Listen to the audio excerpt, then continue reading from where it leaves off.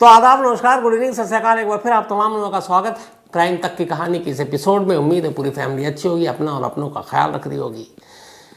बहुत पहले मैंने आपको बताया है कि दुनिया में जितने भी एम्बेसी होते हैं, जो दूतावास होते हैं अलग अलग देशों के, जिन जिन देशों के साथ आपके रिश्ते अच्छे हैं, हर एक के देश में एम्बेसी होती है, जहाँ से आपको वीज़ा और बाकी जो चीज़ें होती हैं, सरकार से बात करनी होती है, वो काम आती है उसके।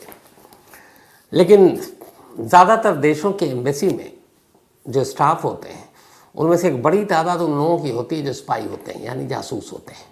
काम कुछ और होता है, लेकिन असली काम उनका कुछ और होता है। जैसे वो डेस्क पे होंगे, इलेक्ट्रीशियन होंगे, कुक होंगे, लॉन्ड्री वाला काम देख रहे होंगे, कुछ और चीज़ें होंगे, टेक्निकल काम देख रहे होंगे, लेकिन असल में उनका मकसद कुछ और होता है।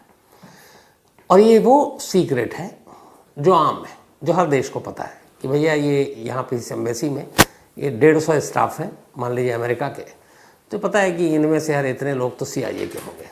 ये पाकिस्तानी एम्बेसी है तो पता है कि इतने लोग इसमें ISI के होंगे, या रूस के हैं तो इतने KGB के होंगे, या फिर MI6 के होंगे।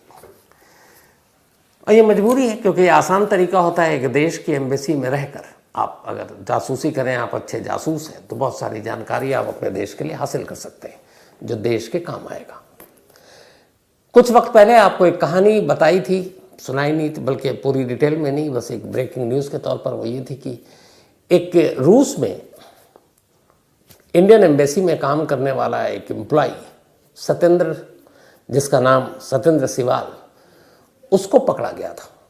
और इस इल्ज़ाम में कि वो है तो अपने एम्बेसी का स्टाफ, लेकिन पाकिस्तान के लिए जासूसी करता था। गिरफ्तारी के बाद अलग अलग एजेंसियों ने उससे पूछताछ की पूरी डिटेल में, और तमाम सबूत, उसके फ़ोन कॉल, उसके फेसबुक, उसके सोशल मीडिया के बाकी जितनी चीज़ें थी, उन सबको छाना गया। और उसके बाद जब उसकी पूरी पूछताछ हो गई तो अब सारी कहानी सामने आई है कि ये जासूसी कैसे हुई, वो जासूसी में कैसे फंसा, उसने क्या क्या पाकिस्तान की खुफिया एजेंसियों को इन्फॉर्मेशन पास किया। तो वही कहानी पूरी आपके सामने पेश है कि ये कैसे फंसा और इसने क्या कुछ किया। 2021 में हापुड़ के रहने वाले, उत्तर प्रदेश, दिल्ली से बड़ा करीब है ये सत्येंद्र, इसने एग्ज़ाम दिया था, उसके बाद पास हुआ। इसको फॉरेन सर्विस में इसकी नौकरी लग गई, विदेश मंत्रालय में, फॉरेन मिनिस्ट्री में।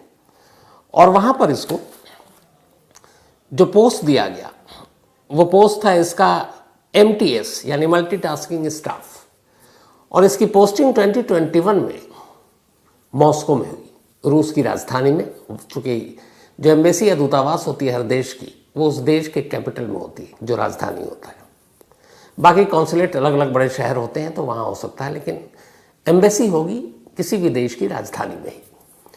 तो अब मॉस्को में जो सत्येंद्र है, इसकी बहाली हो गई। अब वो वहाँ अपना काम कर रहा है, सब कुछ देख रहा है। और इसका काम जो था मेन, वो सिक्योरिटी असिस्टेंट के तौर पर था। नौकरी वोकरी करता रहा। इसी दौरान हर इंसान अपना अपने एक लाइफ भी होती है। कई बार एंटरटेनमेंट के लिए आप पिक्चर देखते हैं, दोस्तों से बात करते हैं, या कुछ और, अगर कोई गेम खेलते हैं तो वो भी आप करते हैं। एक रोज़ सत्येंद्र यूं ही मोबाइल पे था और फेसबुक सर्च कर रहा था। अचानक फेसबुक पे जब वो गया तो उसने देखा कि एक फ्रेंड रिक्वेस्ट आई है, और जो फ्रेंड रिक्वेस्ट थी वो एक लड़की की थी। उसने देखा तस्वीर, लड़की उसे बहुत खूबसूरत नज़र आई, और उसके ऊपर लिखा हुआ था पूजा मेहरा, उस लड़की का नाम। अब उसने उस रिक्वेस्ट को एक्सेप्ट करने से पहले उस प्रोफाइल पे गया और उसने पूजा की और तमाम तस्वीरें देखी। उसने तस्वीरें देखी कि विदेशों में पूजा महंगी महंगी गाड़ियों, अच्छी अच्छी बिल्डिंग, मॉल के साथ अलग अलग तस्वीरें हैं। हर तस्वीर बहुत खूबसूरत नज़र आ रही है, और उस तस्वीर को देख कर लग रहा है कि इसके प्रोफाइल बड़ा अच्छा है। तो ये चीज़ें देखकर, मेन था उसकी खूबसूरती को देखकर कायदे से कहें, तो सत्येंद्र ने उसके फेसबुक की फ्रेंडशिप रिक्वेस्ट को एक्सेप्ट कर लिया। अब जब एक्सेप्ट किया, इसके बाद फेसबुक पे थोड़ी थोड़ी बात होने लगी। अब ये हुआ था कि सत्येंद्र ने जो अपना फेसबुक पे स्टेटस लगा रखा था, एक तो उसने पता नहीं क्यों अपना जो प्रोफाइल था, उस प्रोफाइल में उसने जानकारी दे रखी थी कि I am working in foreign ministry, विदेश मंत्रालय, और मैं अभी, मेरी रूस की राजधानी मॉस्को में पोस्टिंग है, इंडियन एम्बेसी में। ये उसने, बहुत सारे आदमी अपने प्रोफाइल लगाते हैं फेसबुक पे, अपने पेशे के बारे में जानकारी देते हैं। तो उसने ओपनली ये लिखा हुआ था कि मैं इंडियन एम्बेसी में काम करता हूँ और मॉस्को में इस वक्त पोस्टेड हूँ इंडियन एम्बेसी के अंदर। अब इधर उसने फ्रेंडशिप थी रिक्वेस्ट वो एक्सेप्ट कर लिया। अब धीरे धीरे दोनों की मैसेज से बातें होने लगी, फिर ये लोग मैसेंजर पर आए। अब उधर से जो पूजा है उसने अपने बारे में बताना शुरू किया। उसने कहा कि मैं एक स्टूडेंट हूँ, बेंगलोर में रहती हूँ और मेरी फैमिली जो है वो कनाडा में है और मेरे फादर की कनाडा के पॉलिटिक्स में बहुत पहुँच है और मैं अभी पढ़ाई कर रही हूँ लेकिन अक्सर मुझे कनाडा आना जाना होता रहता है और मैं वर्ल्ड रिलेशन के ऊपर कुछ काम करना चाहती हूँ, मतलब वर्ल्ड पॉलिटिक्स के बारे में भी। तब इसके बाद जब दोस्ती हुई तो फिर दोनों ने व्हाट्सएप नंबर लिया। अब व्हाट्सएप नंबर पर फिर बातचीत होने लगी। जब व्हाट्सएप नंबर पर बातचीत शुरू हुई तो फिर उसके बाद व्हाट्सएप पे चैट भी शुरू हो गए। फिर एक वक्त ऐसा आया जब वीडियो कॉल, और वीडियो कॉल में भी पूजा वैसी ही दिखाई दे रही जैसे वो प्रोफाइल में थी, जिस चेहरे को देखकर सतेंद्र पिघला था।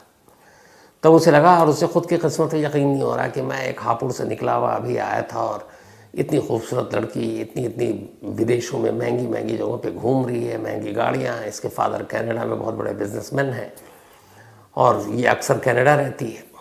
और जब इसने बातचीत की तब भी उसने बताया कि इस वक्त मैं कनाडा में हूँ।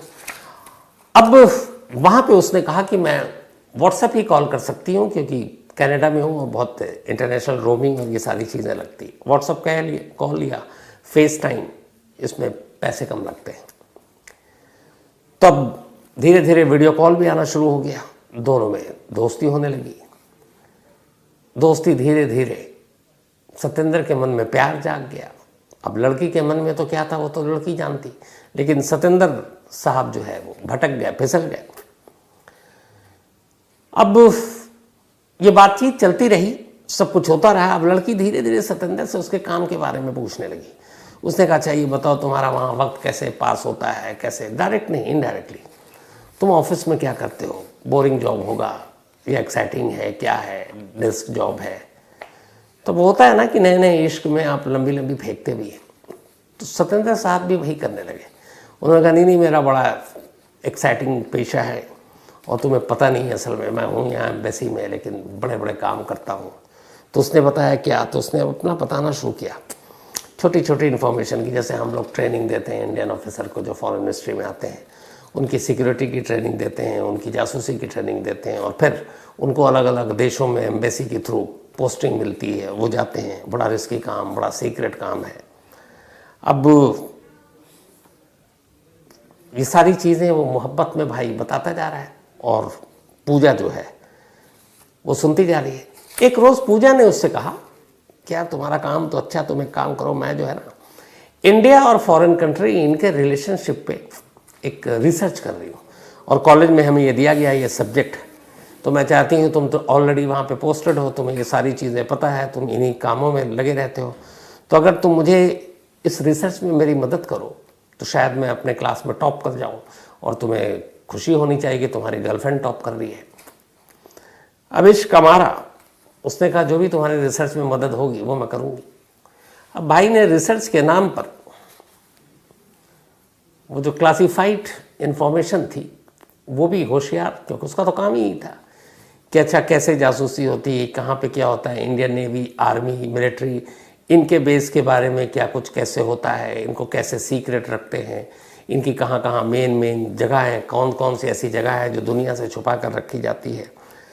तो ये सारी चीज़ें वो पूछती गई रिसर्च के नाम पर और हमारे आशिक मजनू साहब बताते गए।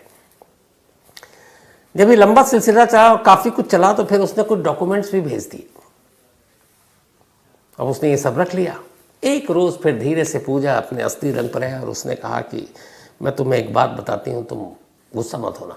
उसने कहा देखो मैं कनाडा आती जाती रहती हूँ, मेरे फादर का बिजनेस है और कनाडा में तो तुम्हें पता है एक तबका है जो इंडिया के ख़िलाफ़ है, खालिस्तान के बहुत सारे जो वो हैं नेता वेता भी यहाँ रहते हैं। तो मैं अक्सर आती जाती हूँ तो यहाँ पाकिस्तानी खुफिया एजेंसी भी है। मुझे मालूम नहीं था, लेकिन एक रोज़ एक बंदा टकराया और उसने मुझसे कुछ मदद मांगी तो मैंने उसको कुछ इन्फॉर्मेशन दी। बाद में मुझे पता चला कि वो पाकिस्तानी खुफिया एजेंसी ISI का बंदा है। लेकिन उसने मुझे बहुत पैसे दिए और मुझे लगता है कि कोई ख़ास जानकारी नहीं थी, बहुत बेकार सी जानकारी दी होगी, लेकिन पैसे दिए तो मुझे मज़ा आया। तो तुम तो मुझसे कहीं ज़्यादा अच्छे पोजीशन पे हो, तो तुम्हें कुछ पैसे कमाने हो तो बताओ, और इसमें कोई बुराई नहीं है, कोई ऐसी जानकारी तो देनी नहीं है जिससे तुम्हारी नौकरी पे आँच आए, नॉर्मल इन्फॉर्मेशन देना है। पहले तो डरा सत्येंद्र, फिर लगा कि बुराई क्या है यार, और वैसे भी अभी इश्क वही है ना कि दिमाग पे को उसके कब्जे में ले चुका है। उसने लगा मेरी गर्लफ्रेंड भी कर रही है, चलो इससे अच्छे पैसे भी होंगे, कल को हम दोनों कहीं नई ज़िंदगी बसाएंगे, विदेश में जाएंगे, वहीं रह जाएंगे, तो पैसे भी लेते हैं। अब उसने धीरे धीरे जानकारी देनी शुरू की और ये सिलसिला डॉक्यूमेंट्स तक भी आ गया। मतलब बहुत सारी ऐसी जानकारी दे जो खुफिया डॉक्यूमेंट्स थे वो भी चले गए। अब ये जानकारी देने लेने का सिलसिला जारी था, सब कुछ चल रहा था। अब इधर क्या हुआ कि जो हमारी एजेंसियां हैं, हर एक के ऊपर नज़र रखी जाती है। तो जो भी खासतौर पर एम्बेसी में लोग पोस्टेड होते हैं, तैनात होते हैं, उनकी पूरी गतिविधियों पे नज़र होती है कि कौन ड्यूटी आवर के बाद कहाँ जा रहा है उस देश में। अगर सपोज मॉस्को में है तो इसके शिफ्ट पूरी होने के बाद ये क्या करता है, कहाँ जाता है, बाकायदा एक एक बंदे के बारे में रिपोर्ट रखी जाती है। ये सोशल मीडिया पर कितना एक्टिव है, ये मोबाइल पे कितनी देर बात करता है, ये मैसेज पे कितनी देर रहता है, ये यूट्यूब पे कितनी देर रहता है। मतलब हर चीज़ उसकी एक तीसरी नज़र उसको टटोलती रहती है। जब ये गया था 21 में, तब भी ये सत्येंद्र के बारे में ये जानकारी इकट्ठी की जा रही थी, तब तक सब नॉर्मल था। अचानक महसूस किया एजेंसियों ने कि 2023 में